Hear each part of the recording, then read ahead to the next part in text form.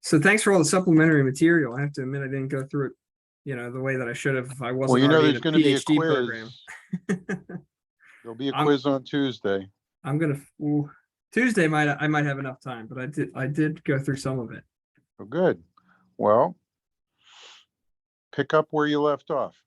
Well, let me start maybe just for the sake of context, if you don't mind introducing yourself and maybe, I guess also just for a disclaimer, maybe we should keep private the actual student's name through whom we know each other. But other than that, I've completely forgotten. maybe better that way. So why don't you? Sorry.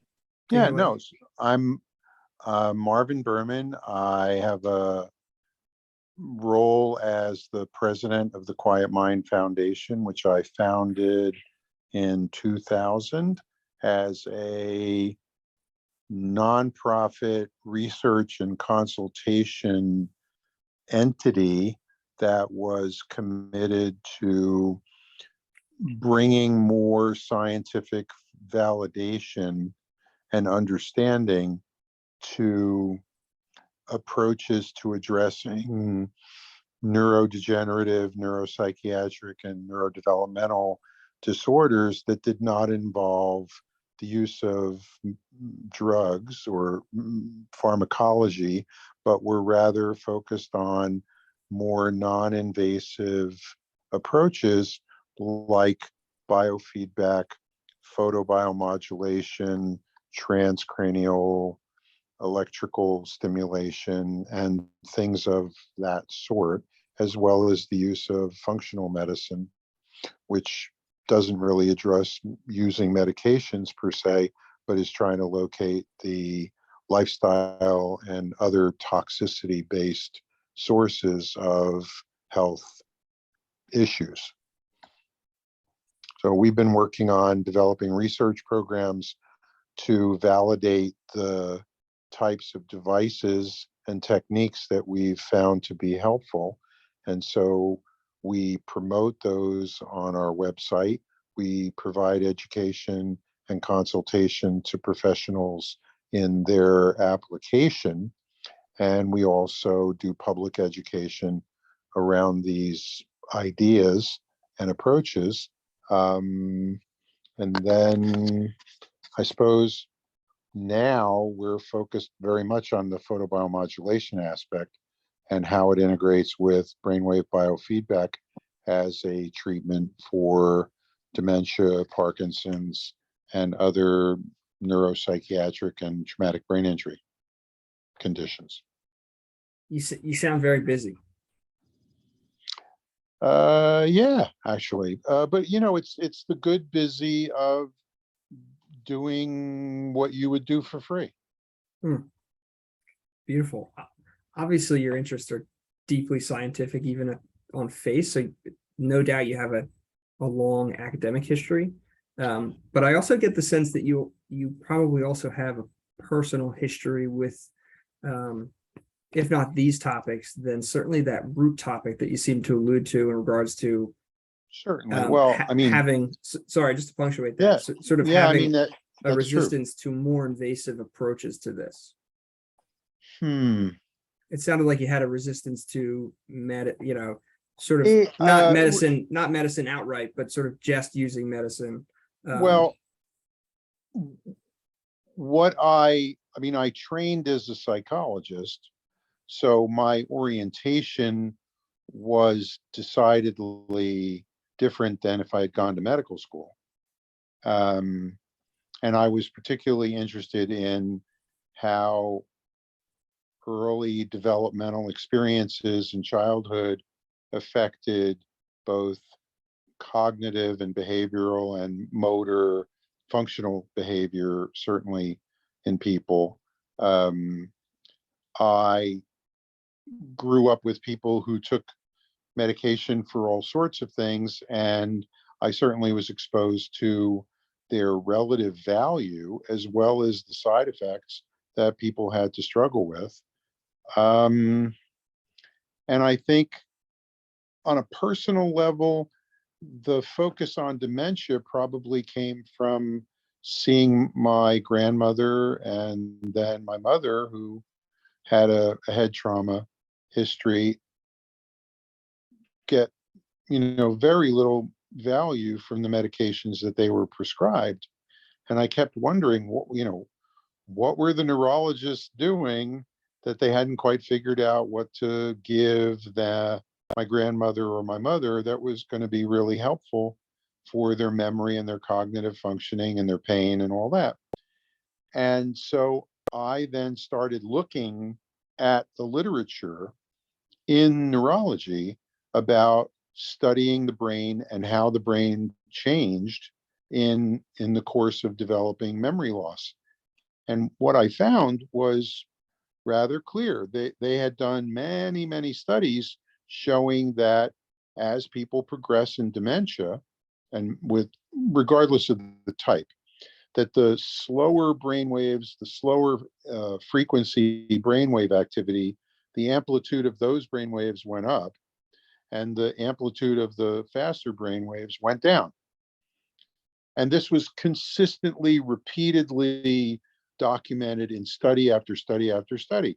So I then started looking for, so what did you do with that fact in terms of designing treatment? Nothing. And that's when I went, oh, of course. They didn't really have a strategy therapeutically to address electrical activity because neurologists don't do biofeedback.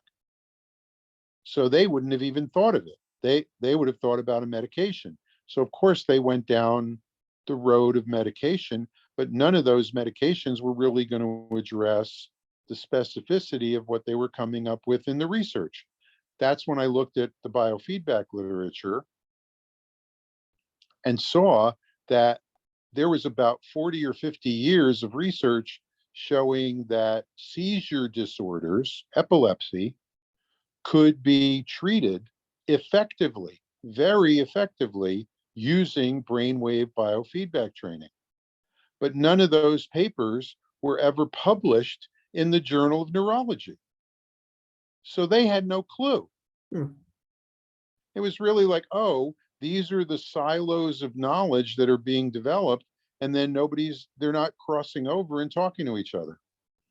So that's when I went, oh, well, let's take the data from neurology, and what we'll do is a biofeedback research program where we do biofeedback to decrease the slow wave amplitudes and increase the fast wave amplitudes. And let's see what happens to people's memories who have dementia. They got better. So that's when we realized that you could affect a change in the slope of decline, but you weren't really curing or treating the underlying pathology, whatever the process was that was causing the dementia. You weren't really resolving that on a biological level. You were improving the slope of decline, which is a good thing, but it's not the whole solution. So that's kind of where it all got started from. Fascinating. I'm just jotting down questions because I want to lay some context, but I want to come back to more specific questions. I've heard biofeedback and I've seen in the things that you said, neurofeedback. What is biofeedback? It sounds like more of the umbrella term than neurofeedback. Exactly. That's what is biofeedback? So biofeedback is the use of some kind of measurement technology that allows people to gain a sense of instrumental control over a physiological function. So if I give you a thermometer and I have, say, hold it, and you watch the temperature change from whatever it is when you get a hold of it to 95 degrees, and you time how long that takes to happen, if you do that every day for 2 weeks, and you think about your hand getting warmer, you'll see that the time it takes for you to reach 95 degrees starts going down. Is that true? Is that true? Yeah, that's true for like the last 100 years. So watching the thermometer, you can actually start to control your temperature. Absolutely. You can learn. What you're actually learning is how to control the opening and closing of your peripheral vascular system. That sounds fascinating. I think that might strike people as Oh, yeah, being this is not new news. right, but that might strike. Surely you've done this long enough to interact with people to think that that example sounds kind of far-fetched. Where I guess so. Yeah. my inroad to sort of even playing ball with some of these ideas. Not that I like defaulted to any stark cynicism or anything like that, but I certainly I was trying to make sense of it. I'd never heard of it before. But yeah, the first thing I thought, exposure. the first thing I thought of was, well, if I watched my heart rate, on my watch, I know that if I've watched that long enough, I can actually start to regulate my heart rate. And that was, I think, That's the first. exactly it. That's But exactly it. the thermometer, that surprised me as your example. I Well, didn't know that. So if you take it one step further, if I hook you up to an EEG machine and you start watching your brainwave activity, and I start giving you feedback like a green light every time you increase the amplitude of alpha, in a very short period of time, you're going to figure out how to increase alpha. If you don't mind, and I'm sorry if these are really naive and fundamental questions, can I start with the heart rate thing, and then Sure. can we pave the road to the EEG? Because I think I feel very safe with the heart rate thing, and I trust you, but I want to know how we get there. So with the heart rate thing, I know through whatever a number of different activities that I can monitor my heart rate, and that while I monitor my heart rate, even forget 2 weeks, if I sit down and look at it for 5 minutes, I can actually start to control my heart rate. And I do that through breathing. Right. And I can do that also with some sort of form, of like very casual meditation where I'm trying to not let my mind run away, and I'm also controlling my breathing. That seems to correlate with heart rate. Yep. That all makes sense to me. What am I doing with the thermometer? Having never done this experiment, I'm wondering, what am I also controlling breathing? Is that the thing that starts to regulate the actual temperature? So, certainly somewhat, but it's going to be that plus muscle relaxation plus a focus on your internal state. Interesting. And so the more that you focus on your internal state, you're going to be changing the biochemistry and the electrophysiology in your body, which means you're going to be changing your brain state. I think, I don't know, 30 years ago, the heart rate thing would have sounded a little woo-woo, or even like yogic or something.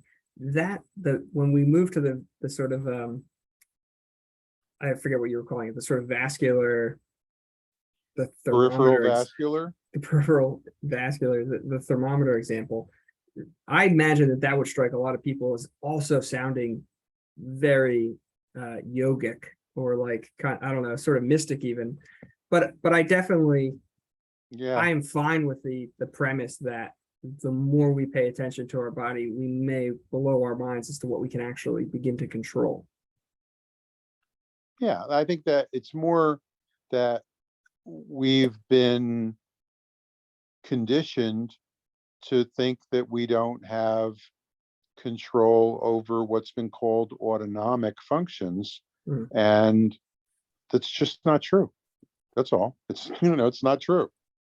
And what are autonomic functions? The things that we considered, the things that we considered to be automatic and not in any way under any kind of volitional control or conscious control. That's all.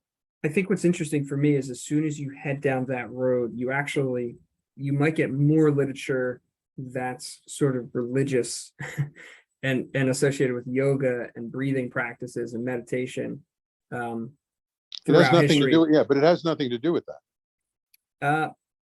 Although I think we started to say things like, you're paying attention to breathing, you're paying attention to your inner state, you're regulating your thoughts. That starts to sound meditative. Only because we didn't get raised in the Judeo-Christian tradition to use words like pay attention to your own self, Hmm. except with phrases like "to thine own self be true." So if we start with "to thine own self be true," then we are squarely in the domain of what I'm talking about. Right. And I hope I don't sound like I'm disagreeing, but I do think No, to your example of the Judeo-Christian thing, it does start to sound very Eastern. Much more Eastern. only because people in those traditions, I mean, people in the Christian traditions have been taught to think about things like paying attention to yourself in that way as being something outside of the Orthodox Christian philosophy, which I don't see as being true even a little bit. So, I mean, let's go back and read Thomas Merton, and I think, we'll get that paying attention to yourself is in no way antithetical or antagonistic or anything of the sort, but people get raised in, or people get presented with these ideas about self-regulation as being from an Eastern tradition because Western medicine didn't take those things into consideration until, people like Herbert Benson at Harvard started studying meditation, except he took away all of the trappings of meditation and basically had people say, he give them a word out of the dictionary and have them repeat that word. Hmm. And they got the same result. So he talked about it as the relaxation response. Hmm. And there was literally nothing different about what he was doing with his subjects than what people might consider Eastern meditative practices or techniques. But he was sitting in a research laboratory at Harvard, telling them to sit there and repeat the number 1 in their head, and that was it. Right. And he hooked them up and measured, and they had exactly the same response as the people who were chanting this, that, or the other mantra. Hmm. Interesting. I'm glad you mentioned that, because when I was going through the neurofeedback thing, there did seem a lot of crossover between what you were describing as neurofeedback and what we might describe as meditation. And I definitely heed your point that there's Yeah, that's an issue of titles, and really it's this it's a relaxation semantic. response. Yeah. Yeah, and I think it really has to do more with the ignorance of the people who are being exposed to these technologies, and the fact that they don't have an appropriate lexicon of terminology to use that doesn't have anything at all to do with anything esoteric or, nothing at all to do with that. It has nothing to do with that at all. But if you don't have the language to talk about self-regulation, then you're going to start using other kinds of terms because those are the only terms that you really have available. But they're in no way, really describing. They're loaded with all of the cultural and other baggage that comes along with those terms, which in one culture, is completely acceptable, and in another makes people, want have their head, explode. That's all. I want to go back and continue to lay some foundation here, but I want to dive into, if you've ever seen any of the other podcast episodes, there's most of them are explicitly religious, and I love some of these ideas. Don't be fearful. They would all be I'd be burned at the stake for every episode that's aired so far. So don't Really? totally. Well, uh Well, I hope that's definitely not, doesn't align with I hope the. that's not, yeah, I don't want you putting yourself at risk here. No, I think these are all. I think what's fascinating is this was supposed to be the scientific pot Yeah, episode, and it will, and it definitely will be that. But I love that religion keeps coming yeah, up this is because, straight up, yeah, this is straight up neuroscience. but I love that religion seems to like keep following us around, even if people want to sort of forget about it. I think I think Joseph Campbell said once that he said he visited Japan, and the first thing he thought was, imagine a place where the foundational story wasn't where we were thrown out of a garden and we could still live in that garden. And he's like, that was Japan, where we weren't separate from nature. We were sort of like interwoven with nature. And I felt a lot of that in what you were saying. This sort of like how this Right. story that we were raised on could actually screw us up in ways that we would have never accounted for. And now we need different words. We need to, Well, people in the will same be tricked way, and think that it's Eastern, and you're like, it doesn't have to be Eastern, just paying attention to yourself. yeah, and it's, I mean, what's more Western than to thine own self be true? Right. But there's also Okay. but Anyway, so in that regard, 30 years ago, people started spraying glyphosate, Roundup, to kill the weeds and make sure that their vegetables and things grew better. And now we're finding out that Roundup, glyphosate, is a carcinogen that is a serious contributor to the proliferation of autism. We didn't know. Now we do. But what's interesting about our scientific process is that there is room, not only room, but it's built into the scientific process that we are to go back and revisit that and see if that was effective. And yet our religious traditions do not have that function built in. And so you would strike people as being sort of very interesting if they're interested in religion, for saying, hey, this is a foundational story that had an adverse effect that might be first, second, third, fourth order that we would have never anticipated. And now guess what? We don't pay attention to ourselves. We don't know that we have way more control. We have a word like automated, what was the word? Autonomic functions. Autonomic functions, and yet they're not necessarily automatic, or if they are, they're not entirely out of our control. Right. We only thought they were. We only thought they were because we didn't know any better. Right. Our religious, whoever wrote the Old and the New Testaments, whoever those people were, would have never anticipated that would be an effect of those writings. And I don't think there's any mechanism in our traditions. Yeah, to sort of that's a much back longer conversation.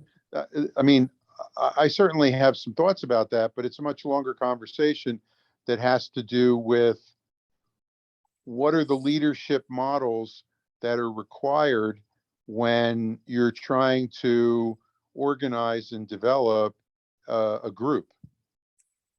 Yeah, and I have a deep concern with the closing of the books when canons are decided. I've talked a lot with people about like apocryphal texts, Jewish and Christian. I have a deep concern about, hey, we've decided at this council that we no longer have prophets. It's like, well, who decided that? Right. It seems like a prophet is somebody who has, like read. Is it William James? Read William James. It seems like we still have prophets, and we actually treat them the same way. We think they're crazy and we kill them, but that sort of closing of things seems to be the danger that science doesn't have. I have only a few more minutes at this point. Okay. Is there anything else you want to cover? Oh, totally. Sorry. Let's so I want to go. We can do this again, right? Please. And I can even save this audio and I can not publish it, and then we can pick up with the next one and make it all one continuous. That's totally fine. But I think that's a good idea. But yeah, I should have been more explicit. I'm not concise, and I appreciate these conversations. The longer the better. That's actually. Right. We should. I mean, and it's good, but I mean, there's a lot to cover. There's a lot to cover. Yeah, it seems more than we might have thought. But so biofeedback is paying attention to instruments in a way that allows you to then control the biology that those instruments are measuring. Yep. Okay, so neurofeedback is that literally same that. concept applied to the brain, and the way that you do that is through putting surface electrodes that measure the electricity coming from your brain. That's it. Is there a difference between EEG? Like, what is an EEG? And I always picture like the full, I picture the full helmet of electrodes, but then in some of the images I saw, you had select electrodes. What's the difference? Depending, between those? right? You can, an EEG is just basically you're putting a number of electrodes on your head and measuring, and they're on very specific locations. There's an international standard for where the electrodes go, so you can compare readings across people, right? And you can come up with norms for people like male, female, by age, gender, and handedness. So you can do that. And all you're literally doing is measuring the electricity coming from your head, just like when you got an EKG, they measured the electricity coming from your heart. There's no difference. Interesting. So you referenced earlier that electricity is measured in two sort of waves. There's a, I think a slow wave. Amplitude. Amplitude is literally voltage, like in the wall. And so we have, this might not be scientific, but we sort of have like a low humming amplitude. And at the same time, we have these sort of like. No, amplitude is voltage. That's okay. Measured in watts. Okay. That's power. So then we have enough power in our body. We generate enough electricity in our body to light up a 40-watt bulb. But that's generating electricity. Okay. So if you measure that voltage at the different spots on your head, you're going to be measuring millionths of a volt. The amount that you're measuring is literally down to millionths of a volt. They're called milliwatts or microvolts. Interesting. And what was the distinction between the slow and fast waves? Because I know that you brought that up. That's if you're measuring, right? You're measuring the discharging of the neurons in the brain. You're measuring the electrical discharge and how many times a second you're seeing that discharge happen. So you can count up the number of peaks. Okay. You know how you see an EKG? Sure. If you count the number of peaks in 1 second, that's what they call frequency. Interesting. And so the slow waves and the fast waves, they're not happening simultaneously? Oh, absolutely. They you can break them out. Yeah, you can break them out electronically, and you can see, how much of one is being produced compared to another. So when you're asleep, you're going to be producing more of the slower brain waves than the faster ones. When you're awake, it's supposed to be reverse. Okay. So that's what you're measuring during neurofeedback. But the patient, let's call them, isn't necessarily looking at their. They're almost never looking at that. But the therapeutic part of it, or that they're getting feedback in one form or another. What we use is the video that they're looking at. The brightness and the volume changes depending on whether they're producing the pattern of activity that we want. So as long as you're producing the pattern that we want you to produce, you get to watch what's on the screen at full brightness and volume. As soon as you stop doing that, the brightness and volume drops by 75%. And I know that you were going to say that, well, I guess I don't know that, but I know that you just said that the light and the volume of the screen correlates with the patterns of waves that you're programming for. Correct. And we program those based on the clinical presentation and the neuropsychological and other testing that we do in order to see how the person's brain is working and where there might be inefficiencies. Okay. And my follow-up question was, I know that that's the correlation between the screen and the actual activity of the discharging electricity. What is what isn't like this is a semantic problem, but what is an analogous word that we might use? Would you say that they're concentrating when they're cooperating with the program? Are they concentrating? Are they thinking really hard? What exactly are they doing? No. Are they getting into a resting state? You're still thinking this is conscious. Interesting. This is not conscious. And We're going to yet they give can you become aware. we're going to give you a reward for doing something that you don't really have an awareness necessarily that you're doing. With the goal of becoming We're more rewarding. aware of it. Yeah, it's like the analogy I use is with people is, have you ever trained a dog to sit? Yeah. Oh, how did you train the dog? You said sit, you pushed the dog's butt down, and then you gave them a treat. And you did that however many times you had to do it, so that after a while you could say sit, and it would sit down and expect that you're going to give him a treat. Same thing. You were never teaching the dog to speak English. That was never the goal, and that was never going to happen.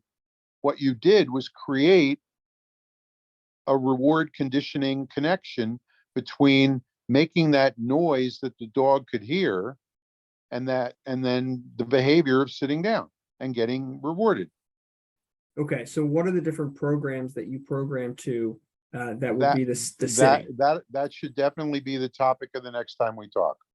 Wonderful. Is there a time in the not too distant future that you might be able to? I'll send you a link and you can figure it out. Beautiful. Okay. Awesome. In the meantime, obviously I have all your literature. Would you push me in one direction? I'm also in a PhD program right now, and I'm very interested in metacognition, and I think there would be a lot of overlap here. No, you should definitely take the neurophysiology and neurofeedback. You should definitely take that program.